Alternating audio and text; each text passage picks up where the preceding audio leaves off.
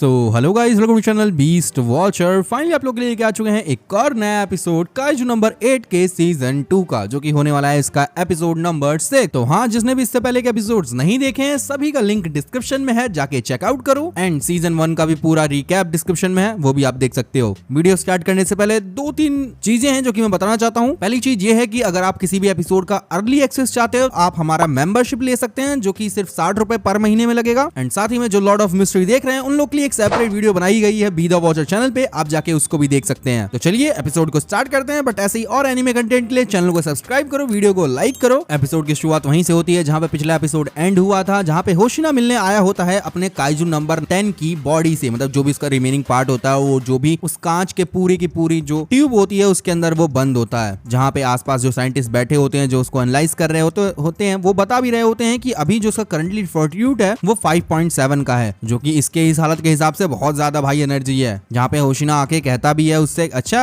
आखिरकार तुम जग गए। जहाँ पे वो जो अपना काइजू होता है उसे डराने की भी कोशिश करता है, और यहाँ इधर अपना होशिना एकदम स्टड बना हो कहता है, भाई तो किसी को ऐसा कुछ इंप्रेस नहीं कर पा रहा है, ठीक है, ये सब करके दोबारा ट्राई करेगा, इस बार मैं तुझे मार भी डालूंगा। जिसके बाद अपना काइजू नंबर 10 हंसते हुए बोलता है कि अरे कटाना मैन, मुझे पता था तुम बाकियों से अलग हो। जहाँ पे अपना काइजू नंबर 10 बोलता भी है कि शायद मैं जीत गया होता और मैं तुम्हें खा लिया होता। जिसके बाद होशिना कहता है, मैं अपना टाइम वेस्ट बिल्कुल भी नहीं करना चाहता, एक काइजू नंबर 9 है, मुझे उसके बारे में इन्फॉर्मेशन चाहिए, तो तुम उसके बारे में जो भी जानते हो बताना चालू करो। जिसके बाद अपना काइजू नंबर 10 बोलता है, अच्छा ठीक है, मैं तुम्हें बता दूंगा, और वैसे भी ये मेरा क्रिएटर है, इसने ही मुझे बनाया है। और ये सुन के पूरा माहौल सन्नाटे में होता है, सब सरप्राइज होते हैं। उसके बाद अपना काइजू नंबर 10 बोलता है, लेकिन हाँ, मुझे इसके बदले में कुछ चाहिए तुमसे भाई, मैं चाहता हूँ कि तुम मुझे इस जगह से बाहर निकालो और मेरे साथ एक लड़ाई कर लो। एंड इसी के बाद आ जाता है इंट्रो के बाद फिर से वो काइजू हमें बोलता हुआ दिखाई देता है कि हाँ, मुझसे लड़ लो भाई होशिना भाई। जहाँ पे अपना होशिना कहता है, नहीं मैं नहीं कर सकता भाई, और वैसे भी तेरा कोर इतना डैमेज हो चुका है कि तू अब लड़ने की हालत में तो है नहीं बेटा। जिसके बाद अपना काइजू नंबर 10 खुद ही कहता है, हाँ मुझे पता है इसके बारे में, और मेरा मतलब वो था भी नहीं जो तुम समझ रहे हो। तुम्हारे पास टेक्नोलॉजी है ना कि तुम किसी भी काइजू बॉडी को वेपन में कन्वर्ट कर सकते हो, तो हाँ मुझे एक वेपन बनाओ और मुझे इक्विप कर लो तुम। जिसके बाद अपना काइजू नंबर 10 थोड़ा सा इनलार्ज होता है, खुद को थोड़ा सा और ग्रो करता है, और उस कांच की तरफ बढ़ के अपने होशिना को कहता है कि मुझे अपनी बॉडी दे दो तुम। जहाँ पे मीना भी ये सब देख ही रही होती है, और वो सोचती है कि एक काइजू जो खुद को वेपन बनवाना चाहता है। जहाँ पे साइंटिस्ट लोग उसे वार्न नहीं कर रहे होते हैं होशिना को कि हमें कोई भी जरूरत नहीं है इस काइजू को वेपन बनाने की, क्योंकि जो काइजू इतना कुछ सोच पा रहा है उसको वेपन बनाने के बाद क्या ही होगा हमें कुछ नहीं पता है, तुम मारे भी जा सकते हो, तुम आउट ऑफ कंट्रोल भी हो सकते हो, बहुत सारी चीजें हो सकती हैं। जहाँ पे काइजू नंबर 10 बोलता है कि मुझे तुमसे लड़ने में बहुत मजा आया था, हमारी बैटल क्या ही बैटल थी भाई। अपना होशिना कहता है, अरे मजाक मत करो यार, मुझे कुछ मजा नहीं आया था। जहाँ पे अपने काइजू नंबर 10 बोलता है, अरे नहीं तुम झूठ बोल रहे हो, मुझे तुम्हारी आंखों में दिख रहा था कि तुम कितना ज्यादा एंजॉय कर रहे थे उस बैटल को। जिसके बाद अपना होशिना जो है ये बातें सुनता है और कहता है, ठीक है मुझे थोड़ा सा टाइम दो, मैं सोच के बताता हूँ। जिसके बाद होशिना जो है वहां से बाहर आता है, और जो अपनी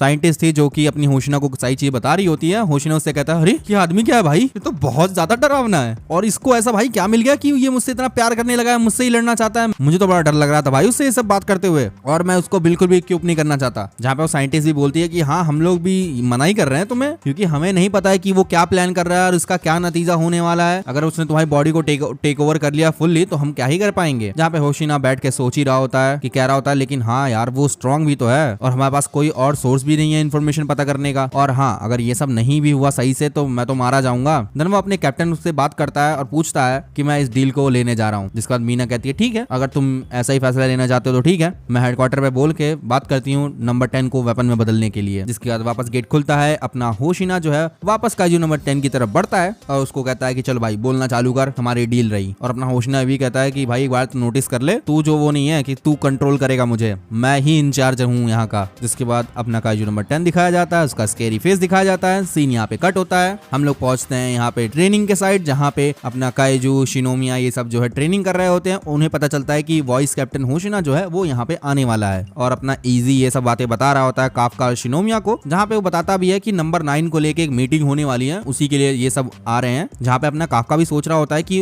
उस इंसिडेंट के बाद अभी तक जो है काफका ने होशिना से माफी भी नहीं मांगी होती है कि आज तक जो उसने किया था वो सब छुपा के रखा हुआ था उसने। जहाँ पे अपना इजी पूछता है, अरे ये नरूमी कहाँ है। जहाँ पे अपनी शिनोमी बताती है कि पल्टून लीडर्स को लेके वो कहीं तो गया है। जिसके बाद अपना इजी एकदम घबरा सा जाता है, कहता है हाँ ये तो गड़बड़ हो गई भाई। जिसके बाद वो बताता है कि जो फर्स्ट डिवीजन है और थर्ड डिवीजन है वो एक ही जो जुडिसिएशन होता है उसको शेयर करते हैं टोक्यो के, और वो हमेशा एक दूसरे से कंपेयर किए जाते हैं, और इसी वजह से वो हमेशा एक दूसरे से लड़ते रहते हैं। जहाँ पे फिर हमें सीन दिखाया जाता है, एक तरफ होशिना की पूरी टीम होती है और दूसरी तरफ अपनी नारुमी की टीम होती है, आमने सामने लोग खड़े होते हैं, जहाँ पे अपना नरुमी कहता है अरे होशिना, आखिरकार तुझे इजाजत किसने दी मेरी जगह पे आने के लिए, तू मेरे अड्डे पे कैसे आ गया। जिसके बाद होशिना उसका मजाक ही उड़ा रहा था, अरे मेरा स्वागत करने कैप्टन नरुमी खुद आए हैं, और वैसे भी मुझे तुमसे ज्यादा इंपॉर्टेंट आदमी ने यहाँ पे बुलाया है, जो तुम्हारा बॉस है ना हेडक्वार्टर का, उसने बुलाया है मुझे यहाँ पे। जिसका अपना नरुमी गुस्से में ही होता है और वो कह रहा होता है कि वैसे भी इस बेस पे जिनकी आंखें छोटी होती हैं, जिनका कटोरा कट होता है, ऐसे लोग यहाँ आने के लिए बिल्कुल भी नहीं आ सकते हैं। जहाँ पे होशिना कहता है अरे लगता है तुम उसको लेके अभी भी गुस्सा हो नरुमी, जहाँ पे मैंने तुम्हें वो जो छोटे छोटे काइजू ना उनको मारने वाली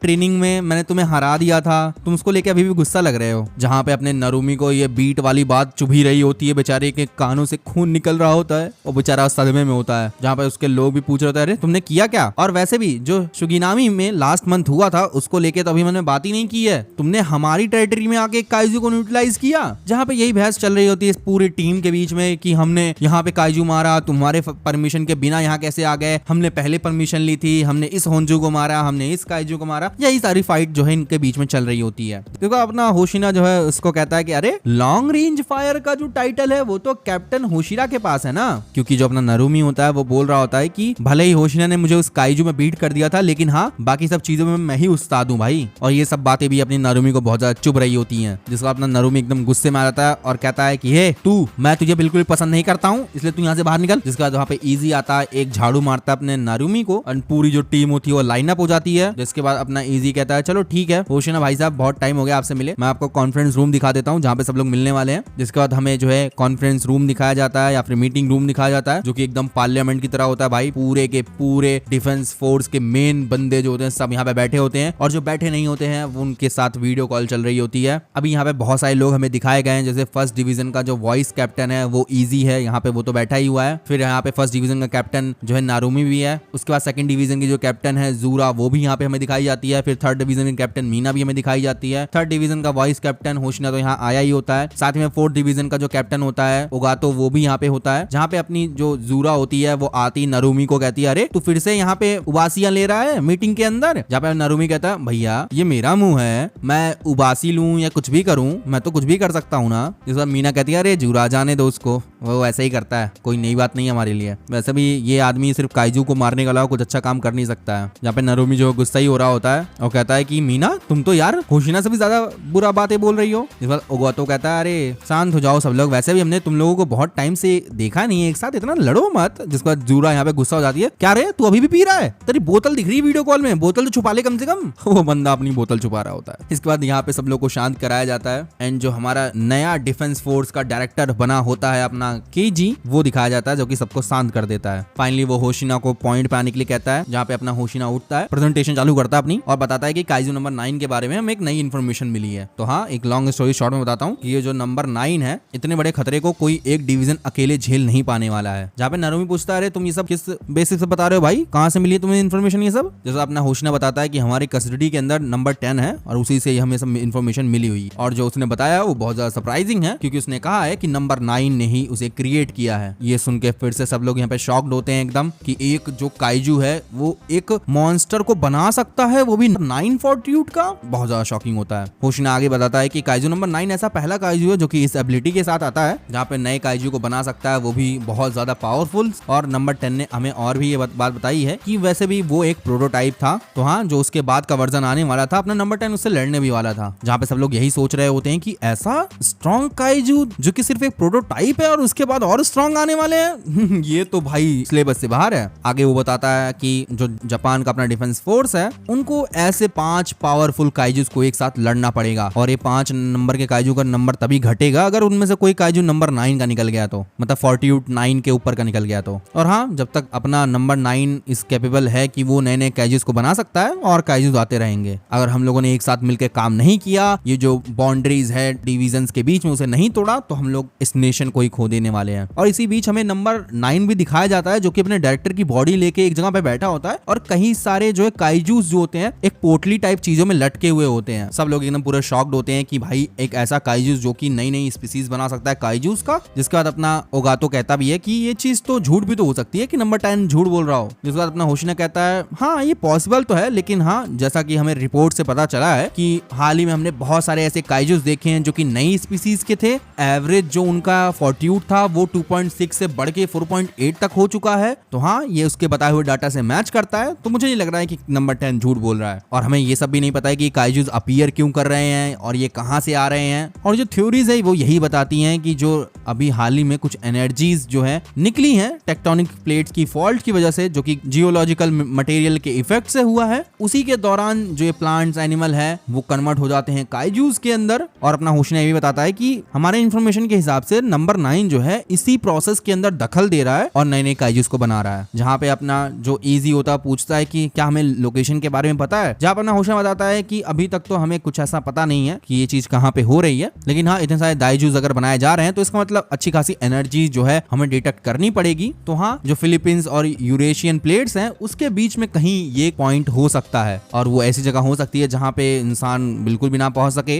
जहाँ पे अपना ओगातो कहता है कि यार ये तो बहुत बड़ी जगह है ढूंढने के लिए, ऐसे तो हमें सालों लग जाएंगे इसे ढूंढने में। जिसके बाद अपनी जूरा कहती है तो क्या हम लोग वेट करने वाले हैं क्या उसके मूवमेंट होने का। जिसके बाद हमें मीना बोलती हुई दिखाई जाती है कि नंबर 10 ने ये भी बताया था कि जो नंबर 9 है वो जिसको ऑब्जर्व करता है ना उसकी मेमोरीज भी ले लेता है। तो हाँ, उसने डायरेक्टर को अभी कंज्यूम किया है, इसका मतलब डायरेक्टर की पूरी मेमोरी है, पूरा वो डिफेंस फोर्स के बारे में जानता है। कुल मिला के वो लोग डायरेक्टर प्लस नंबर 9 से लड़ने वाले हैं अब। जिसको अपना होश में बताता है कि हाँ, एक तरह से हम लोग कह सकते हैं कि अब कुछ महीने आने वाले हैं वो बहुत ज्यादा मुश्किल होने वाले हैं, ऐसे महीने जिन्हें हमें एक्सपेक्ट भी नहीं कर सकते वो क्या चीज हमें दिखाने वाले हैं। तो हाँ, ये चीज इन लोगों के कैलकुलेशन के भी परे है, लेकिन हाँ अभी हम लोग के पास थोड़ी उम्मीदें हैं। हमारे पास जो है इनकम्प्लीट इनएक्सपीरियंस लोग हैं जिनके अंदर पोटेंशियल है कि कम पीरियड में वो ज्यादा ग्रो कर सकते हैं, हमारा पूरा डिफेंस फोर्स अच्छा हो सकता है। तो जो नेक्स्ट जनरेशन है यही हमारी जीत का मंत्र बनने वाली है। और सबसे इंपॉर्टेंट बात यह है कि इनमें से कौन ऐसा होने वाला है जो कि नंबर 6 के वेपन को यूज करेगा। जहां पे यही बात चलती है कि जो वेपन है ये सबसे ज्यादा पावरफुल है और सबसे ज्यादा डेंजरस है, जो कि लोग उसको जो है फॉर्मर किंग काइजू भी कहते हैं। जिसके बाद यहाँ पे यही सवाल उठता है कि कौन है जो इतना केपेबल है कि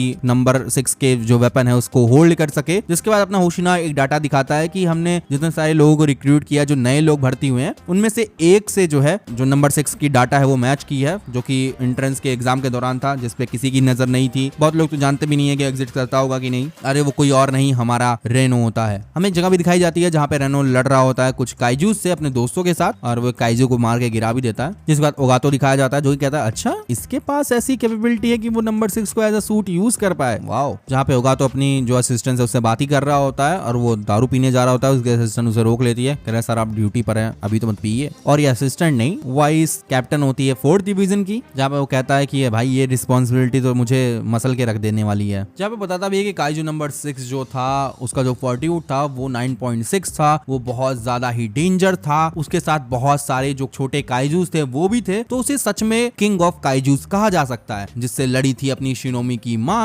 और उस बीच बहुत सारे लोग मारे गए थे। जहाँ पे होगा तो आगे बोलता है कि और फाइनली अब हम लोग जो है एक किड को, एक बच्चे को बनाने जा रहे हैं उसका यूजर। जिसके बाद रीनो आता है, वो गेट खटखटाता है और रीनो को बताता है अपना ओगातो, जहाँ पे उसे नंबर 6 का वेपन दिया जा रहा होता है। और ओगातो पूछता भी है कि रेनो तुम जानते हो उस नंबर 6 के बारे में कि कैसा वेपन है ये। अपना रीनो बोलता है कि हाँ मैंने देखा तो नहीं है बट मैं जानता हूँ इसके बारे में। जहाँ पे अपना ओगातो बोलता है कि जो भी नंबर 6 के वेपन को यूज करेगा वो दाइजूस को तो भाई ऐसे चुटकियों में मसल देने वाला है, हरा देने वाला है। साथ ही में ये जो फॉल्ट लाइन कॉम्बैट होता है उसे भी इंक्रीज कर देगा। लेकिन हाँ, जो इसके आधे यूजर्स होते हैं वो फोर्स छोड़ने के पहले ही मारे जाते हैं। The most powerful, most dangerous कहा जाता है इस नंबर 6 को। तो हाँ, मैं तुम्हें एक राय देता हूँ, तुम इसके लिए मना कर दो। जिसका अपना रीनो दिखाया जाता है जो कि भाग दौड़ रहा होता है और वो यही सोच रहा होता है कि कैसे जैसे काफका ने इन सब चीजों से लड़ने के लिए खुद को डिफेंस फोर्स के हवाले कर दिया होता है एज अ काइजू नंबर 8, तो उसके मास्टर को कौन बचाएगा, उनको कौन सेफ रखेगा, उनके ड्रीम का क्या होगा। तो फाइनली मेरे ख्याल से रीनो का मन बन चुका है कि वो मना नहीं करेगा। यहाँ पे सीन कट होता है, हमें रीनो दिखाया जाता है जो कि मशीनों के बीच में खड़ा होता है एंड उसके ऊपर जो है पूरी टेस्टिंग होने जा रही होती है अपने नंबर 6 की। जहाँ पे अपना ओगातो बताता भी है कि अभी हम सिर्फ तुम्हारे आर्म के ऊपर काम करने जा रहे हैं, लेकिन हाँ ये थोड़ा सा मुश्किल होने वाला है। बट अपना रीनो कहता है नहीं आप शुरू करिए सर। फाइनली ये लोग जो है टेस्ट शुरू करते हैं उसके हाथ के ऊपर और एक्टिवेट करते हैं नंबर 6 का वेपन। वैसे पूरी टीम यहाँ पे बैठी होती है जो कि ये सब देख रही होती है, सब चीज जो है